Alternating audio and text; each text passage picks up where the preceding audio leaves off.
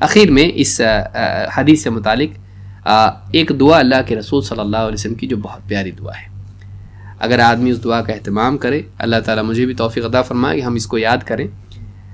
بہت پیاری دعا ہے، اس کو یہ بھی غصے کے بارے میں بھی ہے اور بہت ساری اور چیزیں اس میں ہیں۔ کیا دعا ہے؟ اللہم بعلمک الغیب وقدرتک علی الخلق، اے اللہ تیرا جو غیب کا علم ہے اس کے وسیلے سے، وقدرتک علی الخلق، اور تیری جو خلق پر قدرت ہے میں اس کے وسیلے سے تجھ سے دعا کرتا ہوں۔ احینی ما علمت الحیات خیر لی، احینی ما علمت الحیات خیر لی، مجھے اس وقت تک زندہ رکھ جب تک تیرے علم میں ہو کہ میرے لیے زندگی بہتر ہے۔ وتوفنی اذا كانت الوفاة خیر لی، اور مجھے اس وقت موت دے دے جب موت میرے لیے بہتر ہو۔ یہ موت کی دعا نہیں ہے، موت تو آنا ہی آنا ہے نا، تو اس وقت مجھے موت دے جب میرے لیے موت بہتر ہو، یعنی جب تک زندگی بہتر ہے زندہ رکھ، موت بہتر ہے موت دے۔ اللہم انی اسألک خشیتک فی الغیب والشہادہ، اے اللہ میں تجھ سے اس بات کی توفیق مانگتا ہوں کہ میں کھلے چھپے ہر حال میں تجھ سے ڈرتا رہوں۔ وکلمۃ العدل والحق فی الغضب والرضا، اور غصے میں ہوں یا خوشی میں ہوں، غضب اور رضا میں، اے اللہ مجھے حق اور انصاف کی بات کہنے کی توفیق دے، غصے میں بھی اور خوشی میں بھی مجھے حق اور انصاف کی بات کرنے کی توفیق دے۔ وَأَسْأَلُكَ الْقَصْدَ فِي الْفَقْرِ وَالْغِنَى، اور اللہ میں تجھ سے اس بات کی توفیق مانگتا ہوں کہ میں چاہے فقر میں رہوں یا غنا میں رہوں، غریب ہوں یا مالدار ہوں، میں قصد پر چلوں، درمیانی راستہ چلوں، نہ کنجوسی کروں نہ فضول خرچی کروں۔ وَأَسْأَلُكَ نَعِيمًا لَا يَبِيدُ وَقُرَّةَ عَيْنٍ لَا تَنْقَطِعُ، اور اے اللہ میں تجھ سے ایسی نعمت کا سوال کرتا ہوں جو کبھی بوسیدہ نہ ہو، کبھی کمزور نہ ہو، کبھی پرانی نہ ہو، کبھی ضائع نہ ہو، کبھی ختم نہ ہو۔ وَقُرَّةَ عَيْنٍ لَا تَنْقَطِعُ، اور آنکھوں کی ٹھنڈک تجھ سے مانگتا ہوں جس کا سلسلہ کبھی منقطع نہ ہو۔ وَأَسْأَلُكَ الرِّضَى بَعْدَ الْقَضَاءِ، اے اللہ میں تیرے فیصلوں کے بعد ان پر راضی ہونے کی توفیق مانگتا ہوں، جو بھی فیصلہ تو میری زندگی میں کرے میں اس کے بعد اس سے راضی رہوں، اس کی توفیق مانگتا ہوں۔ وَأَسْأَلُكَ بَرْدَ الْعَيْشِ بَعْدَ الْمَوْتِ، اور اے اللہ میں تجھ سے مانگتا ہوں کہ موت کے بعد مجھے ایسی زندگی دے جو راحت والی ہو، ٹھنڈک والی ہو، آگ والی نہیں۔ وَأَسْأَلُكَ لَذَّةَ النَّظَرِ إِلَى وَجْهِكَ، اور اے اللہ میں تیرے چہرے کی طرف تیرے چہرے کی دیدار کی توفیق، لذت میں تجھ سے مانگتا ہوں۔ اے اللہ تیرے چہرے کو دیکھ کر تیرے دیدار سے مجھے لذت ملے، یہ توفیق مجھ کو دے دے۔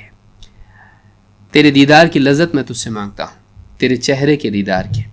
وَأَسْأَلُكَ الشَّوْقَ إِلَى لِقَائِكَ، اور اللہ میں تجھ سے اس بات کا سوال کرتا ہوں کہ یعنی تیری ملاقات کا شوق تو مجھے عطا کر دے۔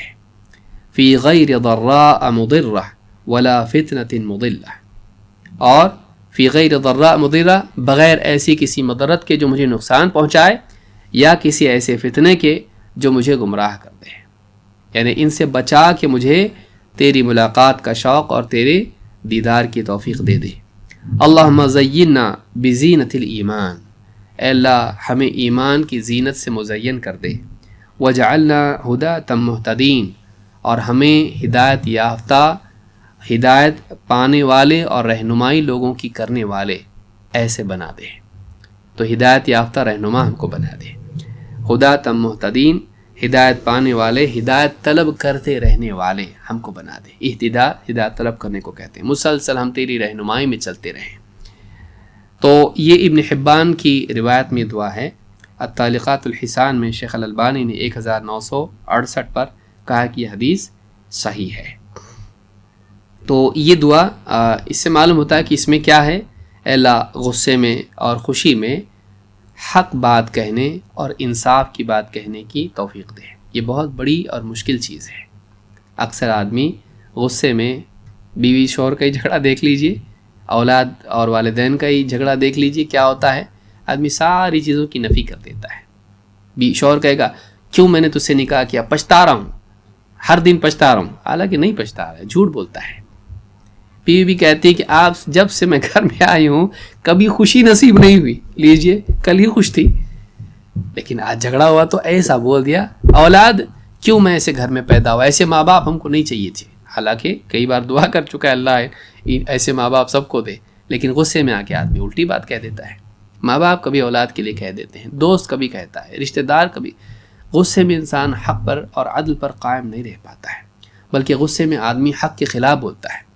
دیکھا کہ کسی نے مثال کے طور پر اصلاح کر دی کہ ایسا تمہارا عمل غلط ہے, اب غصے میں آ گیا, نفس موٹا ہے, کسی نے میری غلطی کیسے بتا دی, قبیلے کا سردار ہے, غصے میں آ کے انکار کر دیتا ہے, نہیں مانتا میں تمہاری بات کو. وہ بتا رہے قرآن کی آیت ہے, رہ گی لیکن نہیں مانتا ہے.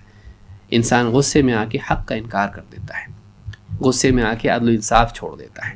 تو غصہ ایک بہت بڑی مصیبت ہے جس کو قابو میں رکھنا ضروری ہے. یہ نہیں کہ اس کو ختم کر دیا جائے, اس کے اپنے مقامات ہیں جہاں اس کا اظہار بھی ہو, لیکن یہ کہ آدمی غصے کو کیا کریں, اپنے پہ مسلط نہ کریں بلکہ غصے کو اپنے قابو میں رکھیں. یہ بہت اہم چیز ہے جس کو یاد رکھنا چاہیے.